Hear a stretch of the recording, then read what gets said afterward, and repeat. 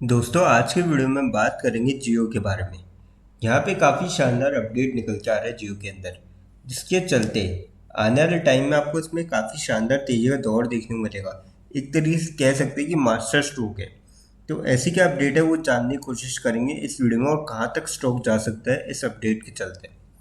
फिर हम बात करेंगे यहाँ पे इरेडा के बारे में। इरेडा को लेके भी काफ़ी शानदार खबर निकल के आ रही है। वैसे है तो ये एक सरकारी कंपनी, पर पिछले 6-8 महीने में अगर आप इसका मूवमेंट देखेंगे, रिटर्न देखेंगे, तो प्राइवेट कंपनी जैसे इसने मूव किया है। तो अब यहाँ पे एक खबर और निकल के आ रही है जिसके चलते इसमें जो गिरावट का दौर आपको थमते हुए नजर आएगा। क्योंकि ऊपर के लेवल से अगर देखें तो 310 के करीब इसने 52 वीक्स हाई बनाया था, वहाँ से स्टॉक काफ़ी ज़्यादा गिर चुका है और करीबन 220-222 रुपये के आसपास चल रहा है। अच्छी खासी वहाँ से गिरावट हो चुकी है। तो अब ऐसी क्या खबर है जिसके चलते आने वाले टाइम में आपको रिकवरी देखने को मिल सकती है, वो जानने की कोशिश करेंगे। फिर बात करेंगे आरवीएनएल के बारे में। आरवीएनएल को हो सकता है कि अगले साल या फिर इस साल एंडिंग में या फिर अगले साल स्टार्टिंग में यहाँ पे लार्ज कैप में शामिल कर दिया जाए। अब लार्ज कैप से बेसिकली होता क्या है कि इनफ्लो बढ़ता है, तो जिसके चलते आपको शेयर में आने वाले टाइम में तेजी का दौर बनते हुए देखने को मिल सकता है। और अभी देखा आपने कल कल के दिन यानी कि फ्राइडे के दिन स्टॉक जो है 500 के लेवल के नीचे आ चुका था।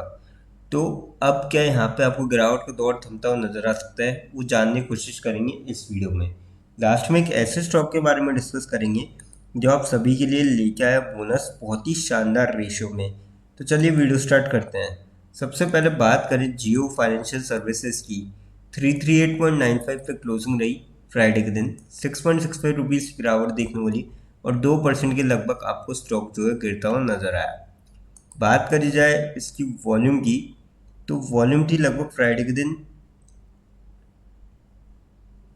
2 CR के लगभग। 75 लैक्स की जो है डिलीवरी उठाई गई थी। थर्सडे की बात करें 3 CR के लगभग वॉल्यूम थी, 1 CR की डिलीवरी उठाई गई थी। हफ्ते की एवरेज अगर हम देखें 2 CR के लगभग वॉल्यूम थी, 1 CR की डिलीवरी उठाई गई थी। और मंथ की आप एवरेज अगर देखेंगे यहाँ पे तो लगभग 2 CR के करीब वॉल्यूम थी, 1 CR की डिलीवरी उठाई गई। तो लगभग सेम सी वॉल्यूम में आपको स्टॉक जो है ट्रेड करता हुआ नजर आया फ्राइडे के दिन। पर आपको गिरावट देखने मिली क्योंकि मार्केट में यहाँ पे गिरावट थी। अब बात करें इसमें अपडेट की। Ambani to enter Jio financial in the mutual funds race, what can happen. तो ये काफ़ी बड़ा यहाँ पे डिसीजन लिया जा रहा है कि since Jio financial services limited a non banking company of Reliance was demerged from its parent company in July 2023.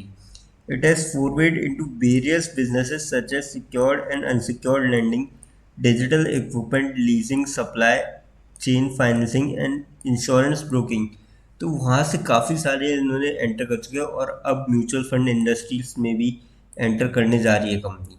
और आप सभी को पता है जब भी ये किसी सेगमेंट में एंटर करते हैं तो काफ़ी तगड़े तरीके से एंटर करते हैं और उस सेगमेंट में लीडर बनने की कोशिश करते हैं।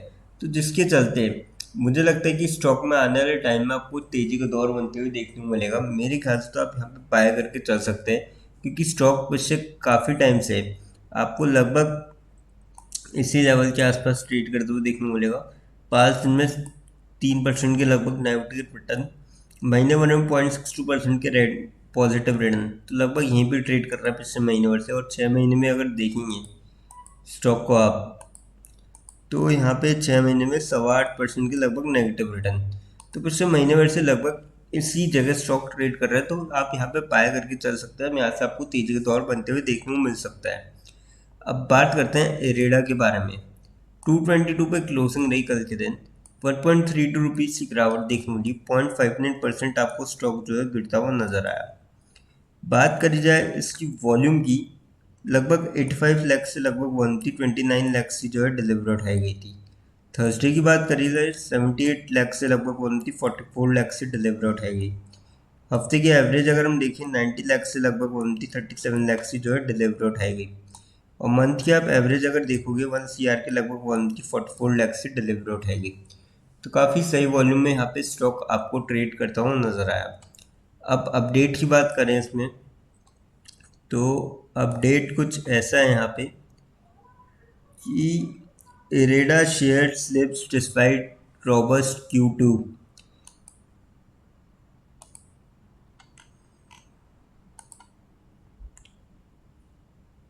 Due to update disbursement up 56%।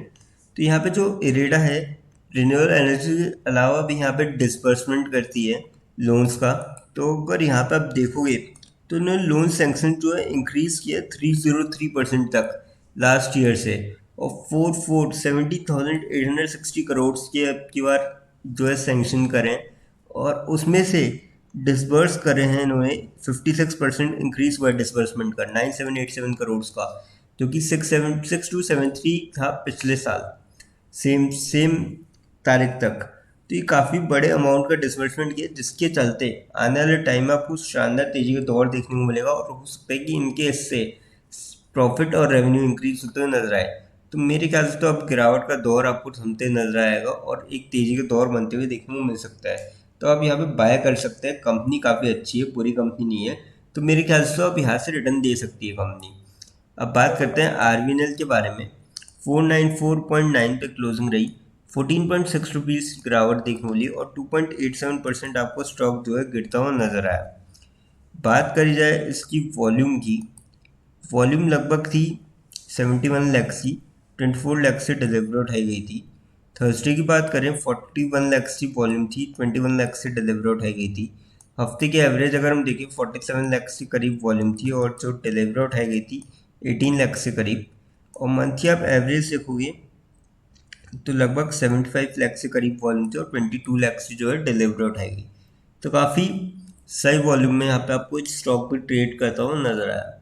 अब अपडेट की बात करी जाए तो यहाँ पे अपडेट कुछ ऐसा है कि आरबीएनएल सुजलॉन एनर्जी में get large cap status next year. Large cap status से बेसिकली यहाँ पे जो है इनफ्लो बढ़ता हुआ नजर आ सकता है, which will have a cut off ₹1 lakh crore based on current average market levels. तो ये काफ़ी बढ़िया खबर है, और मुझे लगता है कि और हो सकता है कि इसको फरवरी 2025 में मिल जाए लार्ज कैप सुजलॉन और आरबीएनएल को। तो आप यहाँ पे निवेश करके चल सकते हैं, क्योंकि अगर आप ऊपर की लेवल्स की गिरावट देखें, 647 का हाई बनाया था, लगभग ₹150 की जो है गिरावट भी हो चुकी है ऊपर के लेवल से कंपनी में। तो अब यहाँ पे आपके पास मौका बन रहा है कि आप यहाँ पे निवेश करें और इसको होल्ड करें।